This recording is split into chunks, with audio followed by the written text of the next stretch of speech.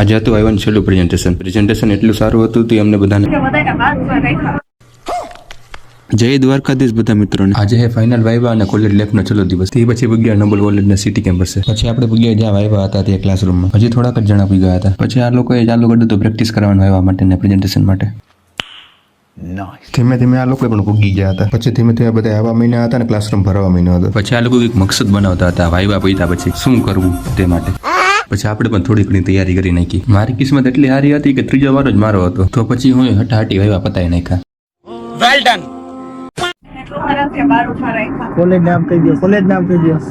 પછી હાચી પાખા જગી તો કેન્ટીનમાં ચાલુ થઈ. પછી ચાલુ કરી દીધું બધે સિગ્નેચર ડે ઉજવવાનું.